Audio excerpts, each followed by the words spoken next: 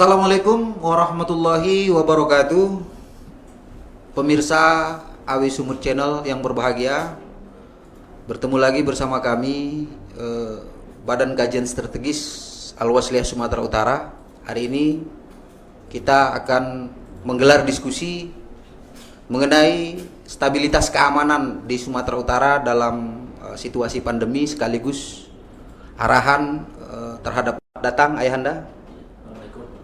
Kemudian hadir juga bersama kita Bapak Kapolda Provinsi Sumatera Utara, Bapak Irjen Polisi Dr. Andes Martuani Sormin Siregar, MSI. Selamat datang, Pak.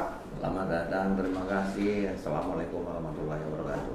Dan turut hadir juga bersama kita tokoh masyarakat kita, masyarakat Sumatera Utara, yang sekaligus merupakan Ketua PB MAPMI Sumatera Utara, Dato Sri Haji Samsul Arifin SE. Selamat datang, Dato. Assalamualaikum warahmatullahi wabarakatuh.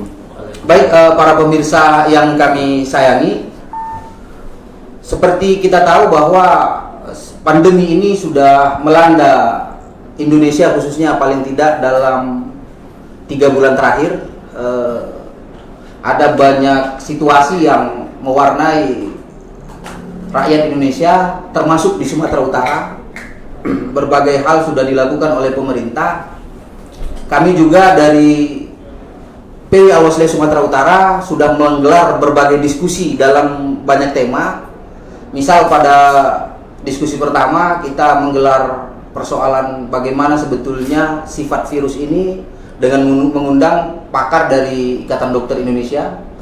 Kemudian dilibatkan juga mengundang Dinas Kesehatan untuk berbicara mengenai bagaimana kebijakan-kebijakan yang dilakukan oleh gugus tugas.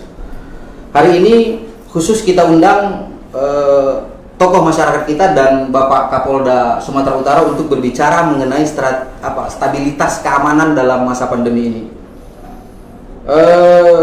Mungkin sebelum kita menyampaikan pandangannya terkait dengan bagaimana sih sebetulnya peran Al-Wasliyah untuk menjaga stabilitas ini, selaku tuan rumah kami persilakan untuk terlebih dahulu. Bismillahirrahmanirrahim. Assalamualaikum warahmatullahi wabarakatuh. Para pemirsa Awi Sumut Channel yang berbahagia, terima kasih Pak Kapolda, Pak Samsul Arifin, dan moderator. Saya kira sebagai sebuah organisasi kemasyarakatan, kita punya tanggung jawab sosial yang juga harus kita perankan dalam situasi pandemik seperti hari ini.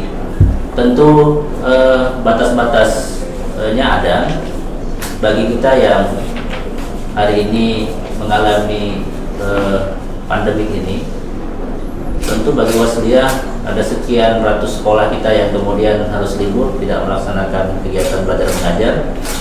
Panti-panti asuhan kita juga sebagian besar sebelum pandemi ini kemarin masuk kepada tingkat mengkhawatirkan, juga sebagian besar sudah dipulangkan ke daerah masing-masing, meskipun ada beberapa yang tetap tinggal di asrama.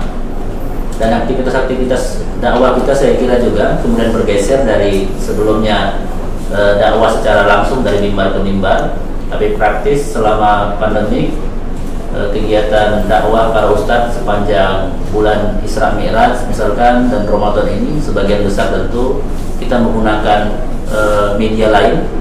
Salah satu diantaranya adalah media sosial, termasuk dengan apa yang kita gunakan hari ini. Dan juga sebagian ustadz-ustadz kita menggunakan sarana handphonenya masing-masing untuk melakukan kegiatan dakwah. Dan tentu saja bagi kita yang penting bahwa Al-Wasliyah Sumatera Utara tentu mendorong dan mendukung semua program dan upaya-upaya yang dilakukan oleh pemerintah, baik pusat, daerah, TNI, Polri, dalam rangka mengatasi pandemi ini. Bagi kita tentu yang paling penting bagi kita adalah bagaimana kemudian kita meyakinkan seluruh warga kita untuk ikut dan patuh terhadap semua protokol yang sudah diwajibkan. Meskipun saya kira memang yang tidak bisa kita hindari itu soal kebutuhan, misalkan bahwa ada sebagian besar kebutuhan yang mengharuskan orang harus keluar rumah dan bekerja. Dan ini yang saya kira juga oleh pemerintah kemarin sudah saya sampaikan kepada Pak Gubernur, dalam pernyataan resmi sebagai anggota DPD juga sudah pernah saya sampaikan. Ya, Gubernur tidak harus sungkan-sungkan melakukan evaluasi kalau memang kebijakan yang ditempuh belum tepat sasaran. Dan kalau memang berhubungan dengan soal personil misalkan, ya personilnya juga diganti juga nggak ada masalah menurut saya. Saya kira yang paling penting bahwa semua harus ikut bekerja sama, baik organisasi kemasyarakatan seperti Awaslia yang terbesar di Sumatera Utara, kepolisian kita dukung, tentara juga kita dukung, pemerintah provinsi lewat Pak Gubernur juga, lewat gugus tugas juga. Saya kira saya juga ingin memastikan bahwa semua bantuan-bantuan sembako kah atau apapun namanya, tolong tepat sasaran. Datanya di cross check ulang lagi, apakah sudah semuanya mendapatkan. Jangan tumpang tindih.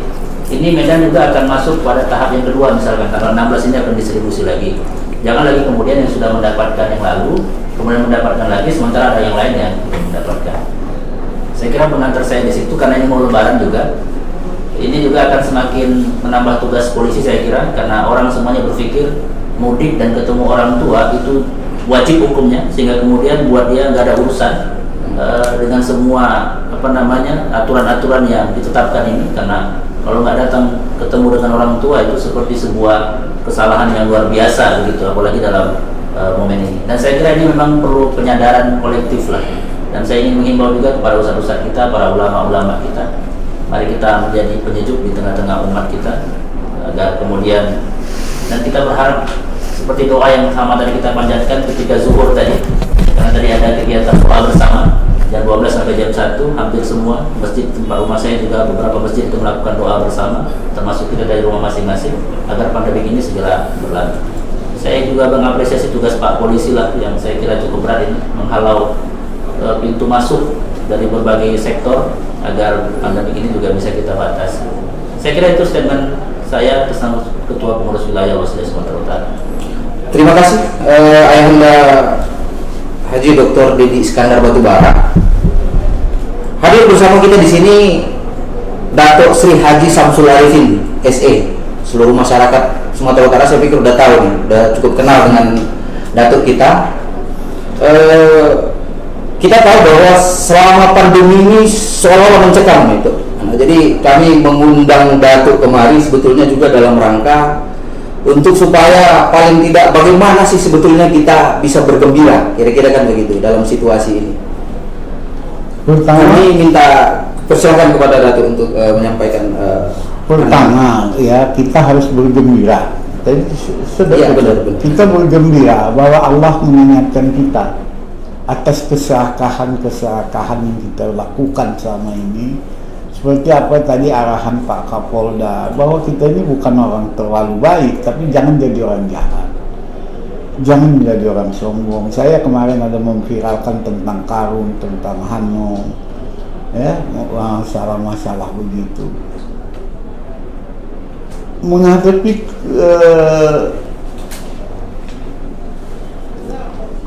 Corona ini, satu kata kuncinya, kita sepakat. Seperti jari ini, 5 ini ada yang tinggi, ada yang besar, ada yang pendek, ada yang kecil. Kalau dia sendiri-sendiri pasti dia tidak kuat. Kita ada kekuatan yang utuh, yang rakyat juga cinta kepada mereka, yaitu TNI dan Polri. Ini kita manfaatkan semaksimal mungkin. Dan mereka sudah melakukan hal-hal yang luar biasa menurut saya. Sebagai bekas pimpinan kepala daerah, saya melihat luar biasa. Tapi kan mereka tidak punya anggaran yang benar. Maka tugas kita adalah pemerintah daerah ini. Pak Presiden kita sudah pasang badan membuat perpu, dahulukan untuk ini, dia yang bertanggung jawab. Tapi jangan macam-macam, jangan main-main masalah corona ini. Gunakan hukum maksimal untuk yang menyelewengkan bantuan-bantuan ini, memanfaatkan bantuan-bantuan ini. Ini korun dan Fir'aun, ajas manfaat. Nah, saya melihat daerah Sumut ini belum maksimal. Sudah 3 bulan, saya bukan hanya di Medan, sampai pagi saya ke Tembung, kemana, tidak ada action dari pemerintah. Ya, adalah satu mobil penerangan, Bapak Ibu hati-hati, pakai masker untuk keselamatan supaya kita berhari raya bersama keluarga. bersama jiran tetangga merayakan di rumah masing-masing. Jangan membawa musibah. Saya keliling lagi Pak, Deli Serdang, daerah-daerah perbatasan Medan, Sumut, Langkat. Nah, ada action yang saya lihat. Jangan nanti rakyat membilangkan kita NATO, kita bertanggung jawab semuanya. Tapi yang saya lihat harus segera diatasi, tidak dengan hanya rapat-rapat, tapi tindakan nyata di lapangan yang harus segera. Sekali lagi harus segera, dan tidak mencari panggung di dalam peristiwa ini. Saya melihat ada hal ingin mencari panggung, ingin dibilang berbeda dengan yang lain. Ini bukan hal yang semestinya. Pak Kapolda saya lihat di TV, di RRI menghimbau, ini bukan hal yang main-main, ini hal yang luar biasa. Itu sudah saya lihat di TV One 2 bulan yang lalu. Ini bukan hal yang bercanda. Corona ini bukan yang dibikin-bikin, bukan ada objek politik, tapi ekonomi. Bukan hanya Indonesia, dunia bisa hancur ini kalau sampai bulan Desember situasi ini begini terus. Dunia akan hancur. Di mana minyak ada minus harganya sudah terjadi. Orang tidak perlu lagi dengan keindahan dunia ini. Orang hanya memikir kesehatan. Kita berharap pemerintah harus ujung tombak di depan. Pemerintah punya alat. Siapa? Yang paling ampuh adalah TNI Polri, dan mereka juga sudah bekerja. Tapi saya melihat, mohon maaf nih Pak Kapolda, sangat terbatas kemampuan yang Bapak-bapak TNI dan Polri yang lakukan. Ya, saya bisa maklum karena mereka juga anggarannya terbatas. Tapi itu imbauan saya kepada pemerintah daerah Sumut, pemerintah daerah tingkat 2, seriuslah, karena kalian sudah diangkat jadi pemimpin sesuai dengan himbauan Pak Gubernur kita. Jadilah pemimpin yang bermartabat. Terima kasih. Oke, mungkin sebelum kita masuk ke Bapak Kapolda barangkali, Tok, saya tertarik tadi dengan apa yang Datuk ungkapkan, persoalan tidak maksimal, kira-kira begitu. Kita harus objektif mengatakannya tidak maksimal, kan begitu. Nah, saya ingat beberapa waktu yang lalu kita diskusi dengan Kepala Dinas Kesehatan, bahwa memang kalau kita melihat faktanya pun di lapangan, secara kasat mata kita melihat memang kayak nggak terjadi apa-apa, kira-kira begitu. Hanya berapa persen lah yang berkurang. Bahkan saya tadi di jalan kemari juga kelihatan seperti itu, jalan masih padat dan lain sebagainya. Nah, dalam diskusi itu kami menyinggung sepertinya tidak bisa disamakan, kira-kira begitu. Ada semacam karakter orang Medan atau orang Sumatera Utara ini memang nggak sama dengan orang di Jawa, kira-kira begitu. Nah, sebagai apa ya? Mungkin tokoh pejabat yang pernah memimpin masyarakat Sumatera Utara, bagaimana pandangan Datuk ini? Apa memang masyarakat kita yang baik atau bagaimana? Tidak, saya tidak sepakat. Saya pernah DPRD tingkat 2 Langkat, pernah ketua KNPI, pernah Bupati Langkat, pernah PLT Wali Kota Medan, pernah jadi gubernur. Ini soal sedikit saja, senyum, sapa, sentuh. Di mana Bapak lihat masyarakat, organisasi masyarakat, mohon maaf, partai yang membuat spanduk, mari kita bersama-sama menghadang COVID-19. Satu spanduk aja tunjukkan mas saya. Dan ini biaya murah 200.000 perak. Tapi kalau Pak Kapolda yang bikin spanduk, dibilang orang nanti CM. Kalau OJK, ya kan orang jogal sekali, saya CM, cari muka. Nah, tapi perlu itu Pak, keluar, umpamanya dari kelurahan ini, pengajian ini, ibu-ibu, kemarin kita pengajian ini, itu sentuhannya lebih dasar. Saya dulu cuma pakai ilmu tepuk bahu aja pemimpin. Apa kabar tahu? Apa cerita? Udah selesai. Berapa orang? Berapa orang nih? Berarti kalau begitu hanya persoalan menyentuh aja gitu ya? Iya. Tapi saya bukan mengkritisi pemerintah. Mungkin lupa, lalai, ya kan. Jangan ABS saja lah. Oke, terima kasih tuh untuk sementara. Saya barangkali ingin melanjutkan ke Bapak Kapolda Sumatera Utara, Pak. Ini mungkin ada banyak apa juga ya. Dengan prinsip seperti yang dikatakan Datuk tadi, kita harus bergembira walaupun ini adalah masalah serius, kira-kira kan begitu. Mungkin ada banyak pertanyaan juga yang dititipkan kepada Bapak ini, Pak. Bahwa kita sadar apapun ceritanya, dampak sosial ekonomi kasus ini sangat terasa di masyarakat, kan begitu. Dan kita juga melihat kemarin ada apa ya, ada semacam vandalisme, aksi vandalisme. Apakah itu sifatnya pure sebagai aksi vandalisme atau merupakan sebuah provokasi, ya kita memang tidak tahu, tapi faktanya itu ada.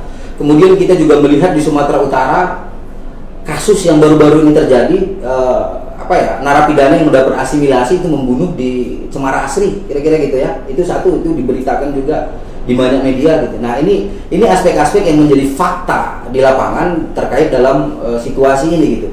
Apakah itu secara kebetulan terjadi atau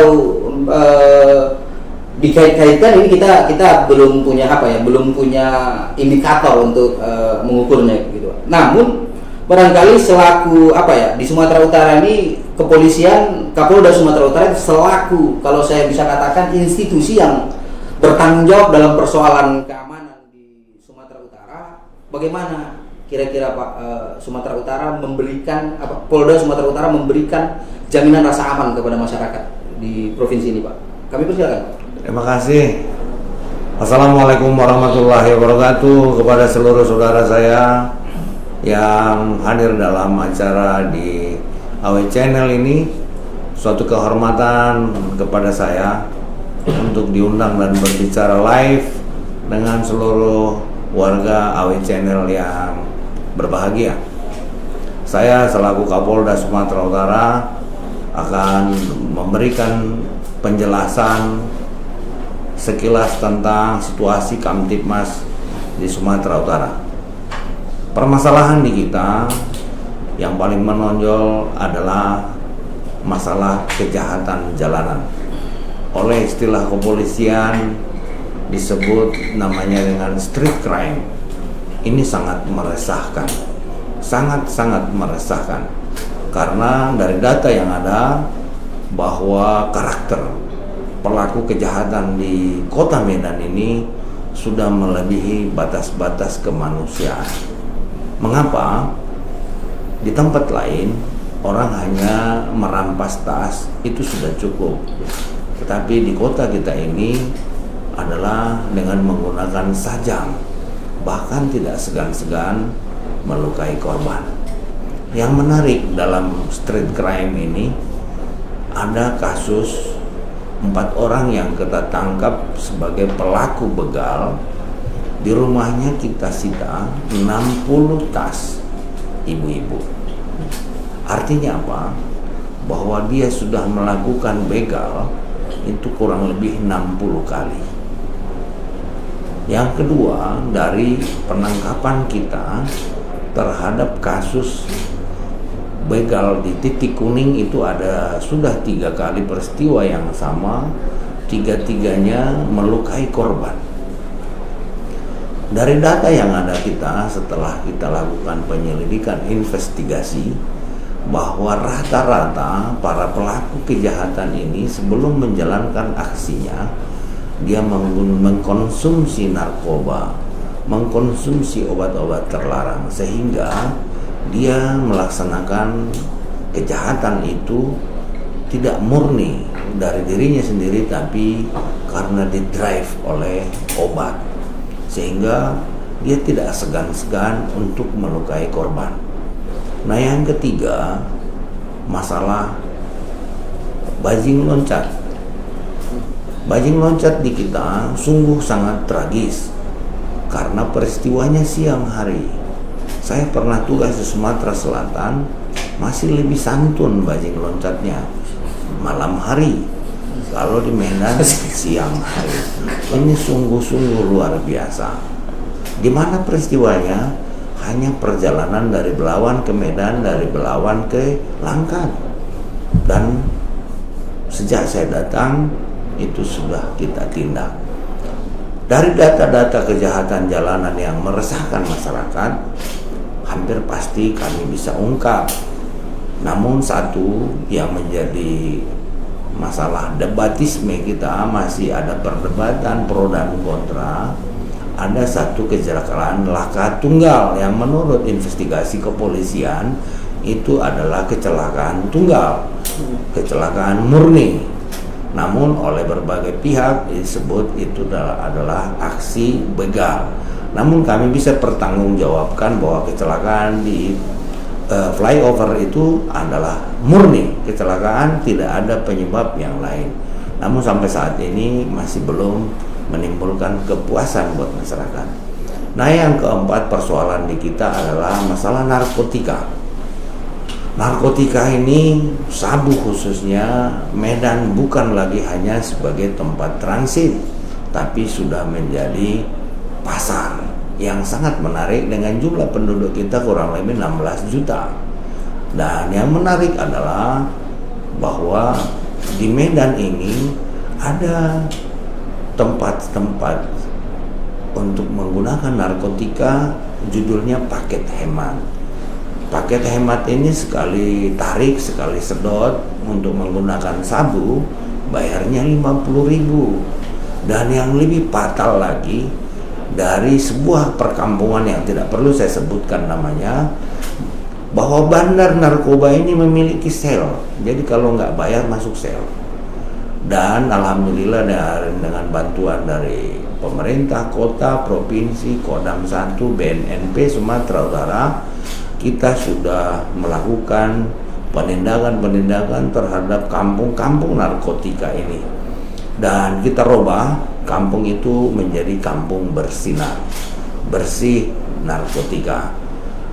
Kampung itu diawaki dengan lurah, Babin Kamtibmas, Babinsa, dan petugas dari BNNP Sumatera Utara untuk memastikan bahwa seluruh kegiatan di kampung itu tidak ada lagi narkotika. Nah, masalah yang kelima di Sumatera Utara, masalah judi. Sejak saya datang di Sumatera Utara, maka saya telah perintahkan untuk seluruh jajaran untuk togel stop. Semua bentuk perjudian, terutama togel, tembak-tembak ikan, stop. Karena apa? Kerusakan yang ditimbulkannya sangat masif, menyentuh rakyat miskin. Tukang beca dengan penghasilan yang terbatas menyisihkan uangnya untuk beli 1 lembar, 2 lembar togel dengan harapan akan dapat uang, tapi ternyata tidak pernah dapat. Dan saya pastikan dari investigasi kepolisian bahwa togel ini hanya menguntungkan bagi bandar saja. Maka seluruh jajaran Polda Sumatera Utara telah saya perintahkan untuk menindak tegas segala bentuk perjudian. Nah, menyangkut masalah sekarang ini dalam tengah pandemi coronavirus ini, kita juga melaksanakan ibadah puasa dalam bulan suci Ramadan yang sekarang sudah minggu ketiga, sebentar lagi kita akan lebaran.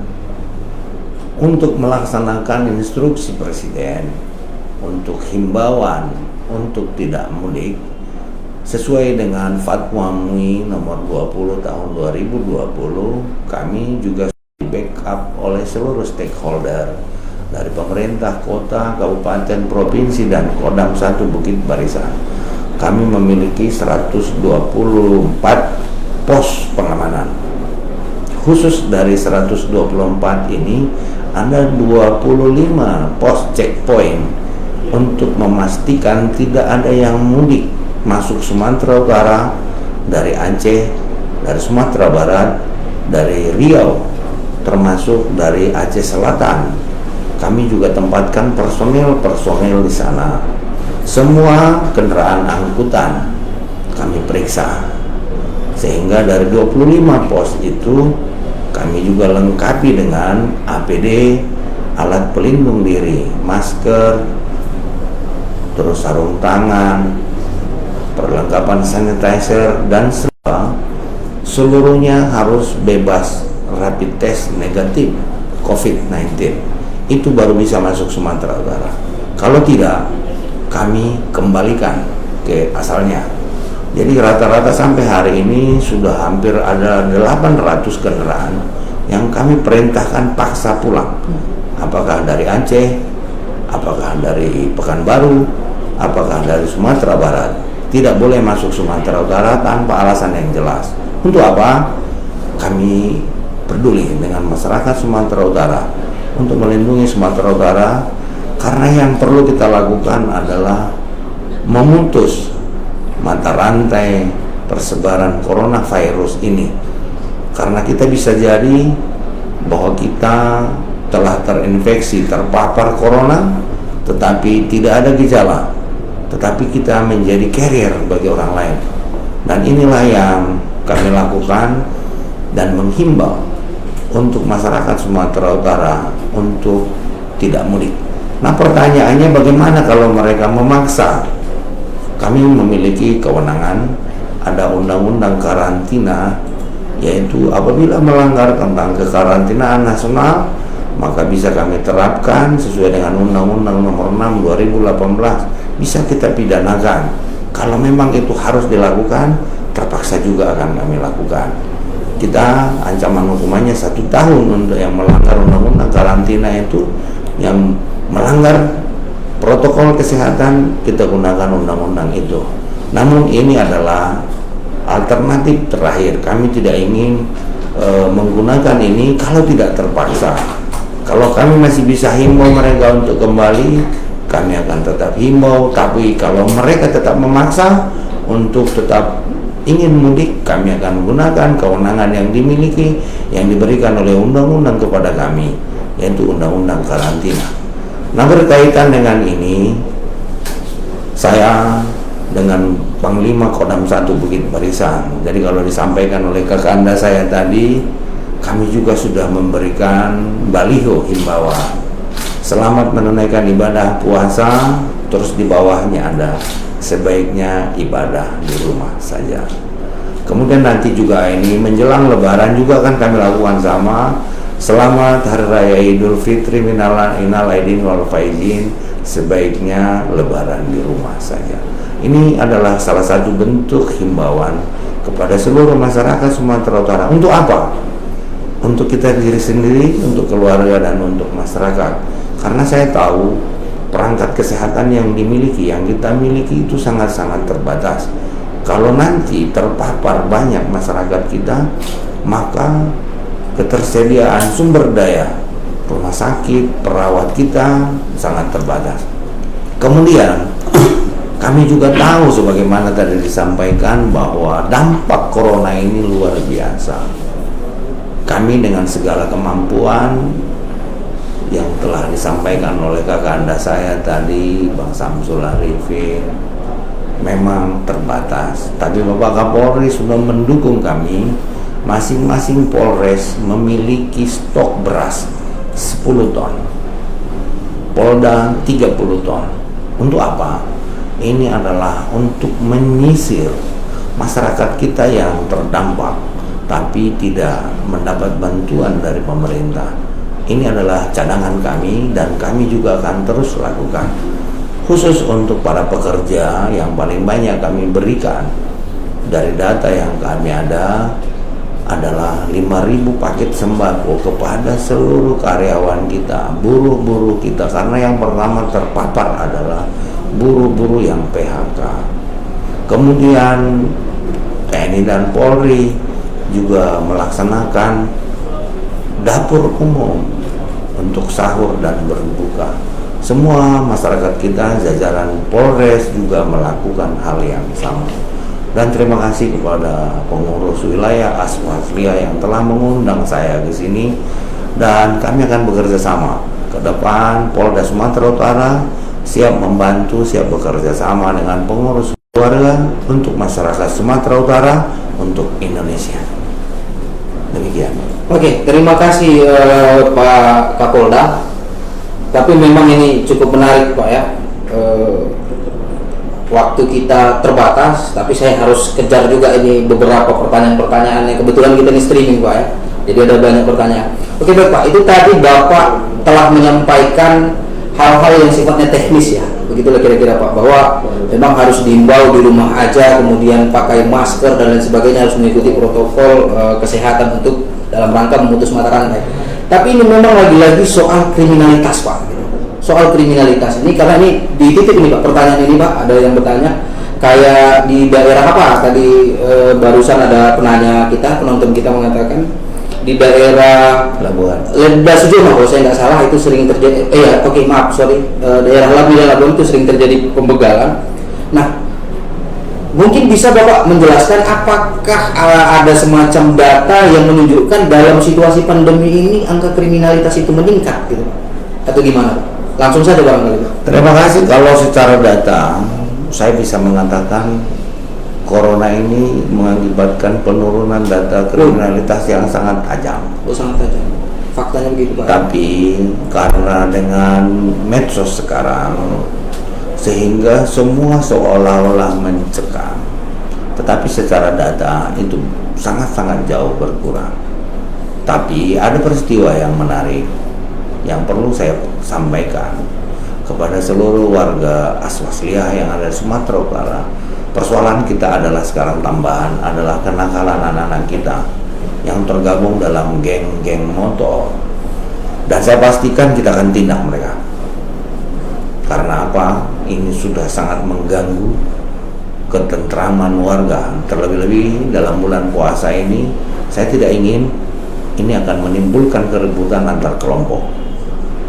Pagi tadi ada masalah di Medan Labuan, ada serangan dari sekelompok geng motor kepada pemuda-pemuda masjid setempat yang mengakibatkan satu orang meninggal dunia, dan saya pastikan Polres Sumatera Utara akan membackup Polres KP3 Belawan untuk menangkap seluruh pelaku yang terlibat dalam penganiayaan tersebut. Oke, Pak, ini terakhir lah Pak, karena memang waktu kita terbatas ya. Ini terakhir Pak. Baru-baru ini Presiden Joko Widodo mengatakan supaya kita berdamai dengan corona. Kira-kira bagaimana Polri menerjemahkan pesan atau pernyataan Presiden Joko Widodo itu, dan saya berharap Bapak sekaligus memberikan closing statement lah kepada pemirsa kami di studio ini. Terima kasih. Sebagaimana disampaikan oleh kakanda saya tadi, Dato' Samsul Arifin, bahwa mungkin kita perlu meniru TNI Polri. Mengapa mereka sehat dan kuat?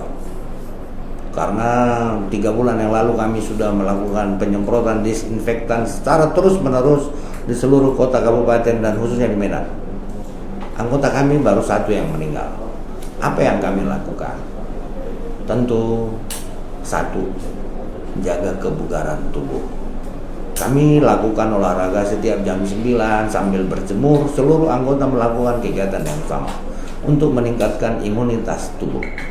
Yang kedua, tadi kakanda saya juga menyampaikan harus gembira. Hati yang senang juga obat. Hati yang gembira juga meningkatkan imunitas tubuh. Yang ketiga, jaga jarak, physical distancing. Jangan keluar rumah tanpa menggunakan perlengkapan, masker, dan lain sebagainya. Kalau tidak perlu, nggak usah. Inilah yang kami selalu tekankan kepada seluruh anggota. Dan yang paling utama, saya selalu sampaikan sebagai komandan, bahwa jadikan pekerjaan ini sebagai ladang ibadah. Apapun agama kita, ini kita gunakan sebagai ibadah pengabdian kita untuk seluruh masyarakat Sumatera Utara. Mudah-mudahan kalau kita bersatu, kalau kita sependapat, kalau kita bersama-sama, pasti coronavirus ini bisa kita putus mata rantai persebarannya, dan kita pasti bisa keluar dari masalah ini untuk Sumatera Utara, untuk Indonesia. Sekaligus saya ingin menyampaikan bahwa jangan pernah Bapak Ibu biarkan, khususnya bagi warga jemaah Al-Wasliyah, jangan pernah membiarkan Polda Sumatera Utara, Kepolisian Sumatera Utara, Polres, Polsek, jangan pernah biarkan sendiri. Berikan kami teguran, berikan kami kritik, dan kalau memang kami harus berhasil, berikan sedikit pujian untuk Polda Sumatera Utara. Karena sampai hari ini belum ada yang bilang terima kasih Bapak polisi sudah menyemprot disinfektan. Tetapi ketika anggota kesayangan salah sedikit saja, kami langsung dibully habis, seolah-olah kami adalah penjahat yang harus dimusnahkan. Kami juga polisi manusia biasa yang juga tidak luput dari kesalahan dan kelelahan. Kami juga menghimbau untuk masyarakat jemaah Aswasliyah yang ada di channel ini, kalau polisinya baik, ya mbok ya kasih pujian sedikit biar dia senang. Apresiasi. Terima kasih. Wassalamualaikum warahmatullahi wabarakatuh. Oke, Datuk, berdamai dengan corona. Bagaimana kira-kira Datuk menerjemahkan pesan itu, dan mungkin sekaligus closing statement, memberikan pesan-pesan kepada pemirsa kami. Terima kasih. Saya pikir kalau mau berdamai dengan corona, ikuti aja apa instruksi pemerintah. Karena saya sebagai seorang Muslim itu ada di dalam Al-Quran, harus menaati perintah Allah, perintah Rasul, dan pemerintahan yang sah, pemimpin yang sah. Jadi sudah ada petunjuk dari pemerintah begini, dari presiden begini, yang kita bikin kerja sendiri-sendiri. Karena presiden itu dipilih oleh rakyat, bukan dipilih oleh sekelompok orang, tapi oleh rakyat, sah secara hukum. Ikutilah itu. Terima kasih. Oke, terima kasih Dok. Terakhir kepada Ayahanda kami mohonkan untuk menyampaikan pesan imbauan sekaligus barangkali menerjemahkan mengenai berdamai dengan corona ini. Ya, kepada seluruh warga Wasliyah Sumatera Utara, saya kira saya sepakat, mari ati Allah wa ati Rasul wa ulil amri minkum. Kita ikut perintah Allah, perintah Rasul, dan perintah para ulil amri. Dan insya Allah, kalau saya setuju dengan Pak Kapolda, kalau kita semuanya bersama-sama, insya Allah wabah ini bisa segera kita selesaikan. Tentu dengan senantiasa kita juga berdoa kepada Allah Subhanahu wa taala, karena kekuatan yang maha kuat itu hanya kekuatannya Allah, Tuhan yang maha kuasa. Selamat mengakhiri 10 hari Ramadan terakhir ini bagi semua warga Wasliyah. Mari tingkatkan amal ibadah kita. Insya Allah kita akan segera disambut dengan Idul Fitri. Terima kasih. Assalamualaikum warahmatullahi wabarakatuh. Waalaikumsalam warahmatullahi wabarakatuh. Baik, terima kasih Ayahanda kami, Bapak Kapolda, Datuk Samsul Arifin sudah bersedia hadir untuk mengisi diskusi kami pada kesempatan yang berbahagia ini. Pemirsa di rumah, cukup demikian yang bisa kami sajikan di kesempatan sore hari ini. Kita bertemu lagi pada episode berikutnya. Mohon maaf atas segala kesilapan. Nasrul minallah wa fathun qarib wa basyiril mu'minin. Wassalamualaikum warahmatullahi wabarakatuh. Waalaikumsalam warahmatullahi wabarakatuh. Izin Pak Kapolda ada cerita.